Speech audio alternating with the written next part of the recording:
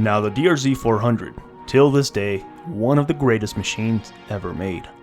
There's a reason why I am probably never getting rid of the DRZ400, and it's one of my favorites in the rental company that I actually own. It's barely any maintenance going on. Solid reliability? It's very hard to break this machine.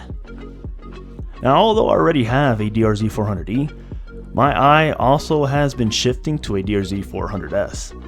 Very similar bikes, but yet so different from each other.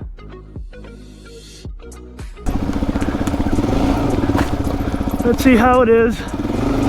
Oh boy.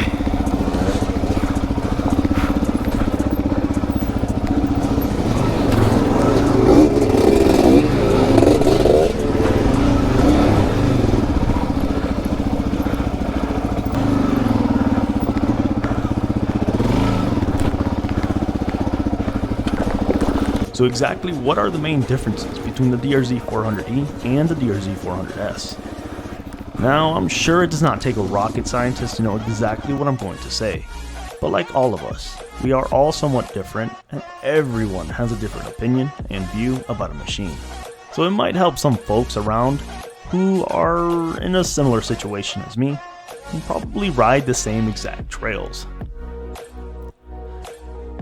I don't have, so I do weigh like 220 pounds, so when I sit on it, whoop, it just have correct sag. I need to set my correct sag. I don't have the proper springs. This is what I think rated for like 170 pound rider, and I'm 220.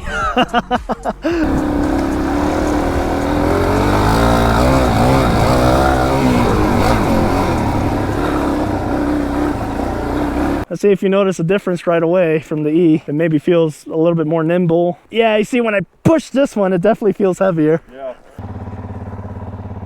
If you accidentally hit the kickstand, it'll kill the motor. Okay, this one stays on, I believe. Yeah. Yeah, the gearing is much better. This one just takes off. Yeah, second gear.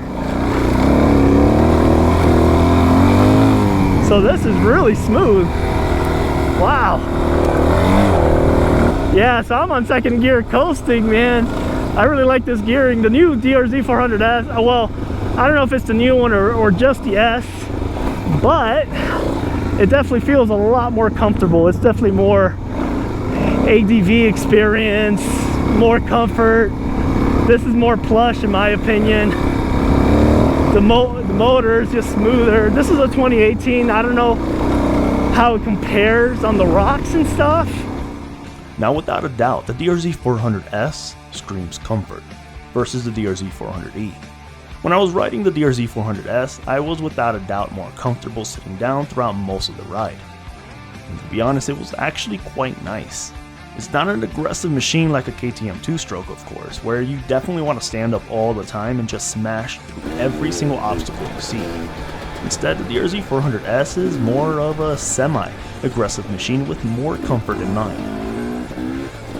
I really think the DRZ400S is more for enjoying the back roads in comfort, checking out scenic trails, and really taking your time to just enjoy the trails at a leisure pace and of course in comfort. This one feels more dirt bikey, right? Yeah. Yeah, this one definitely is a lot more comfortable. So the clutch on this one is much better, but I think it's because my clutch is old. Stiffer. Yeah, I think it's just my clutch is old. I probably should change it, a little bit more aggressive. Yeah, it felt more nimble is the best way I can say it. Now, don't let that S category really fool you. It still has an aggressive nature versus other traditional dual sports like the XT250, GW200, CRF250L.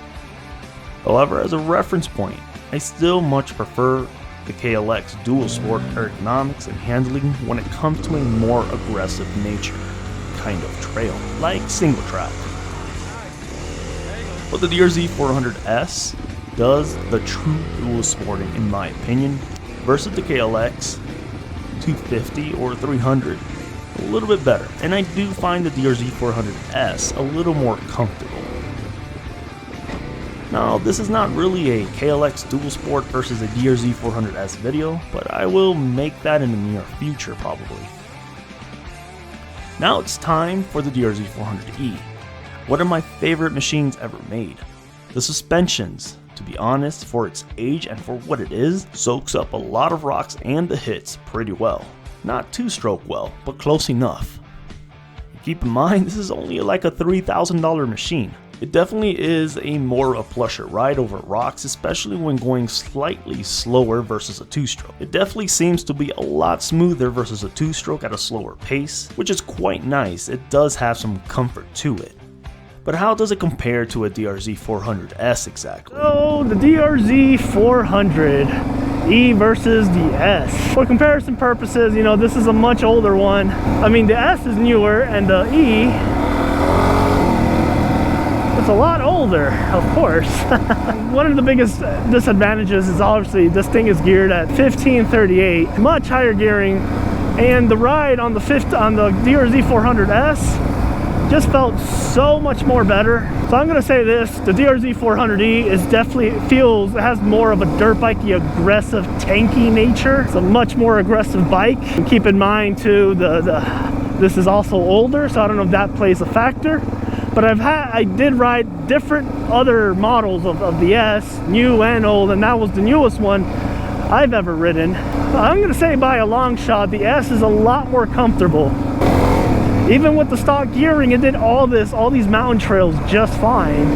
It did feel a little heavier, but once you're out riding on these trails, so when you're out on these trails, like 50-inch trails or full width roads like this, in all honesty, I prefer the DRZ400S. It's not very technical out here, or it's not technical whatsoever.